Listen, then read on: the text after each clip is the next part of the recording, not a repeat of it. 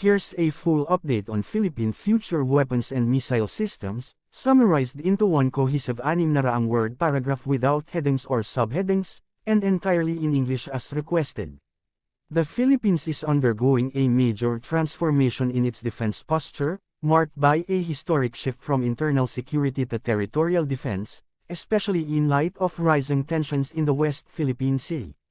Central to this modernization is the acquisition and integration of advanced missile systems that aim to drastically improve the country's deterrent capabilities.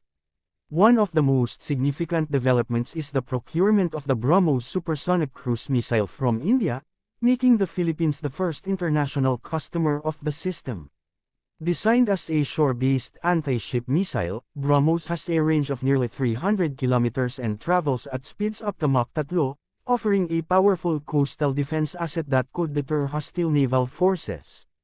The first battery was delivered in early 2024, followed by a second in 2025, with full operational capability expected shortly after. Discussions are also ongoing regarding BrahMos ng a lighter, air-launched version that may eventually be deployed on future Philippine Air Force fighter jets.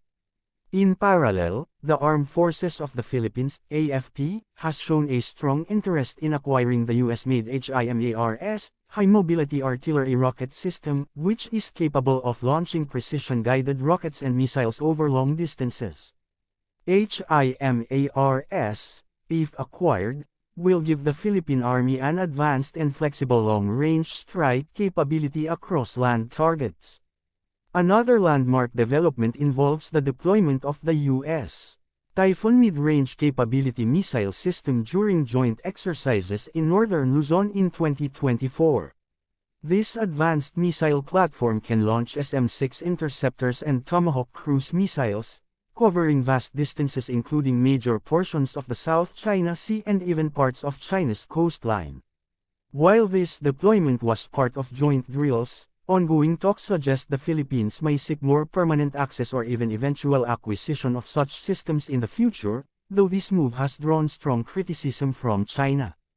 Additionally, the U.S. has brought in the NMESIS, Navy Marine Expeditionary Ship Interdiction System, a truck-launched coastal anti-ship missile system using naval strike missiles, which has also been tested during recent joint exercises. The Philippines is exploring the possibility of having NMESIS systems pre-positioned or directly acquired to further bolster maritime defenses. These high-tech missile deployments are part of the broader Horizon 3 Defense Modernization Program, which runs through 2030 and includes over $35 billion in military spending to improve air, sea, and land capabilities. Alongside missile systems, the Philippines is actively exploring new fighter jets such as the F-16, Gripen, and South Korea's KF-21, with an aim to procure at least 40 multi-role aircraft. Submarine acquisition is also a top priority, with bids underway from France and South Korea. This expansion would give the Philippine Navy a credible underwater deterrent for the first time in history. On the air defense front, the country is evaluating systems such as Spider surface-to-air missiles to defend against aerial threats. Tactical ballistic missiles like India's Prelai or the U.S. CTM-290 are also being studied for potential future acquisition. These plans represent a clear shift in Philippine defense strategy toward protecting sovereignty, deterring aggression, and building a credible defensive posture in one of the world's most strategically contested regions. With regional dynamics changing rapidly, these new missile systems could be game changers, both politically and militarily, by demonstrating that the Philippines is no longer a passive actor but a nation investing seriously in its own security.